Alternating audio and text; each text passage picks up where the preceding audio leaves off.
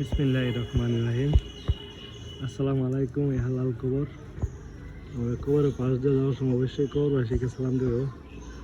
আমি শাহিন নিয়ে রন্ধ্র সদর নাতাই রন্ধ্রে এটা ঈদগাহ মাঠের নতুন গেট ও বাউন্ডারি কাজ করা হয়েছে, মাসাল্লাহ অনেক সুন্দর হয়েছে। তো প্রতি শুক্রবারে আসি আমার আব্বাজানের কবর জিয়ারত করার জন্য। এটা আমাদের ঈদগাহ মাঠ, এখানে জানাজা নামাজ পড়ানো হয়। তো জানাজা নামাজের সময় আমি দাঁড়িয়ে আমার আব্বাজান সকলের কাছে আমার চাইলাম আর বললাম যে আমি বাবার বড় ছেলে শাহিন মিয়া। সকলের কাছে ক্ষমা চাই, আল্লাহ তাআলা যেন আমার আব্বাকে দুটি ক্ষমা করে দেন। আমি ছিলাম দীর্ঘ 14 বছর প্রবাসে থাকার কারণে আমার যতটুকু আমার মা বাবার খেদমত করা দরকার ছিল আমি খেদমত করতে পারি নাই। এখন আমার আম্মা আছে জীবিত, আল্লাহ তাআলা দুনিয়াতে রাখছে। আপনার সবাই দোয়া করবেন আমি যেন আমার বেশি খেদমত করতে পারি। এখন আসছি আমার আব্বাজানের কবর জিয়ারত করার জন্য। সকল কবরবাসীর জন্য দোয়া করা, আমাদের সকলের জন্য যেন বেশি নেকামনে কবর আসতে পারি। সবাইকে জানাই পবিত্র জুমা মুবারক। তো সাথে আসার সময় অনেক কিছু ভাবছি যে আমার আব্বাজান দোকানদারি করতো। আসসালামু আলাইকুম। এলা কবর বাড়ি দিয়া খাবার নিয়ে যেতাম ব্যাগ দিয়া। তো আজকে সাথে ব্যাগ নিয়ে খাবার তো আনতে পারি নাই। আমার আব্বাজান তো পরে চলে গেছে, এখন কাছে নিয়ে আসছি।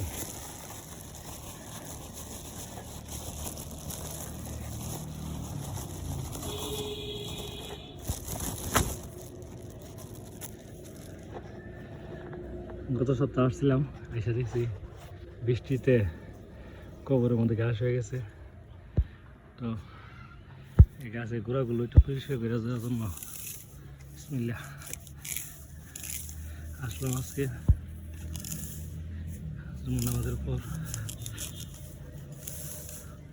আজকে অনেক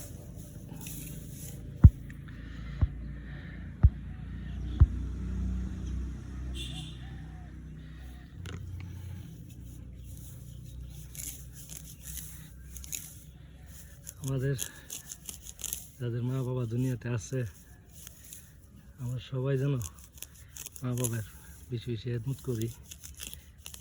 মা বাবা দুনিয়া থেকে চলে গেলে তো বুঝবেন কি হারাইছেন। অ্যাকচুয়ালি মা বাবা পৃথিবীর মধ্যে একটা বট গাছের মতন থাকে, বট গাছটা হারাইয়া যায়। এখন কতগুলো গাছ কবরের মধ্যে। আল্লাহ আকবার।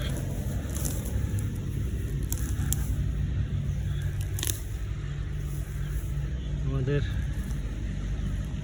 অবশ্যই আমাদের মা বাবার কবর আইসা অন্তত প্রতি সপ্তাহে একবার কবর জিয়ারত করা।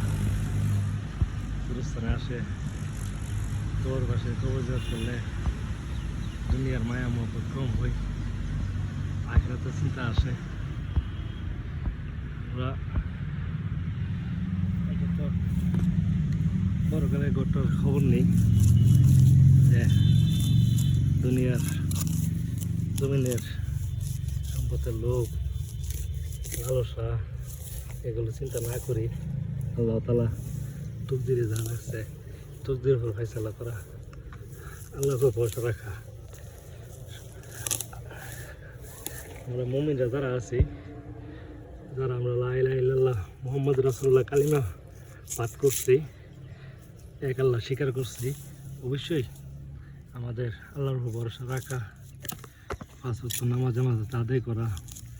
যেমন আগে আমার বাবা দুনিয়াতে যে সময় ছিল, আমাকে হাতের মধ্যে একটা কাঁচি দিয়া একটা টাপা দিয়ে বলতো যে গুরুর জন্য ঘাস নিয়ে আসো। তো অনেক সময় ঘাস নিয়ে আসছি, অনেক সময় ঘাস আনি নাই।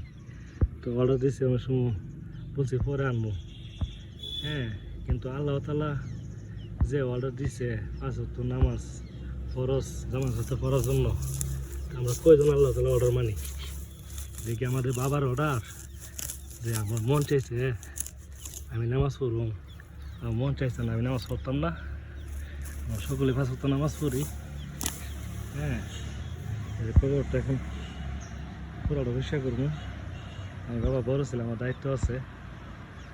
হ্যাঁ, আল্লাহ তালা যেন দুনিয়াতে আমি যতদিন বেঁচে থাকি দায়িত্বশীল পুরুষ হিসেবে যেন বাঁচতে পারি। হ্যাঁ, আল্লাহ তালা সেটা দান করুক। মা বাবা ভাই বোন আত্মীয় স্বজন সকলকে মিলিয়ে মিশে যেন দুনিয়াতে চলতে পারি।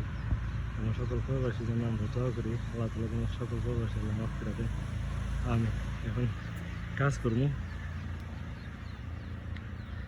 কাজের পরে ইনশাল্লাহ একটা ভিডিও বানাবো। ধন্যবাদ সবাইকে। আসসালামু আলাইকুম ওয়া রাহমাতুল্লাহি ওয়া বারাকাতুহু। আমরা বেশি বেশি মৃত্যুর কথা স্মরণ করি।